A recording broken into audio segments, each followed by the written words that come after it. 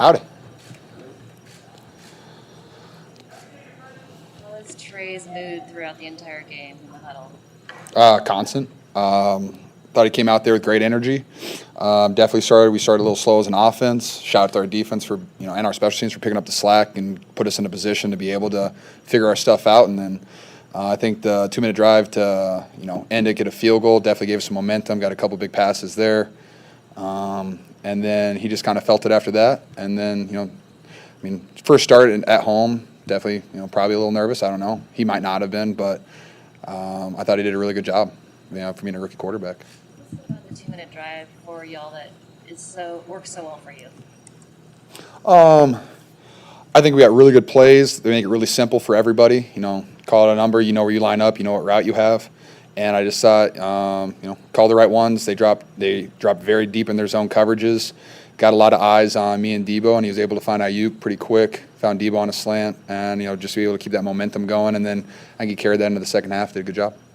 2017, you mentioned how difficult it was to learn Kyle Shanahan's offense as a rookie. Is there anything that you said to Trey just about the approach you need to take to be able to handle everything that Kyle throws at you guys?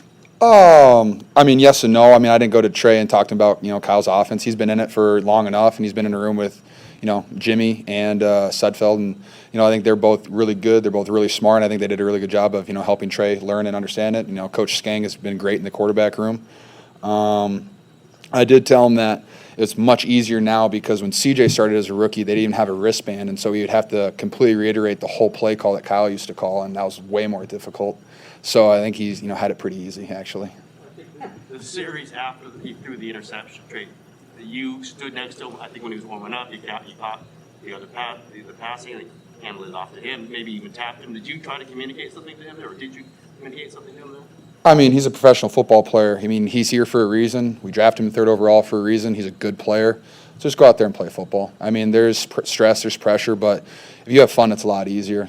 But he did a good job. He flushed it, and he came back, and I thought he played a really good game. George, there was a small child that approached Kyle on the sideline. Yeah, I saw that. Did you see that in the moment? I was talking to Tom Compton, and then all of a sudden they said, all I heard was, "Debo, I love you," and I was like, "What?" And then they were like, "Dude, get that kid off the field." And I said, "What kid?" And I look over, and there's a kid talking to Kyle, and I was like, yeah, back to our regularly scheduled programming. This was super interesting, awesome. I would have really liked it. The pandemic thing makes it a little weird, but I guess, we're good. I had hand sanitizer. I was fine. It was definitely weird. Good for that kid, though. Hopefully they were nice to him.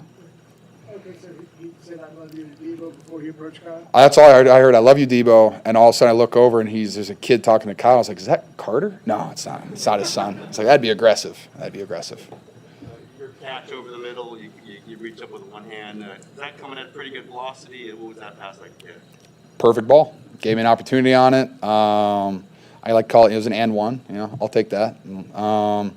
But I was just glad Trey threw it. It was the right read, cover, split safeties right down the middle. You made the right read, and that's I'm confident in that. I'm happy that Trey took steps forward, and I think he got better throughout the game. And the fact that he could read that, I think he knew where he was going from the start. I did too. And so just having that confidence in each other allowed me to make the play.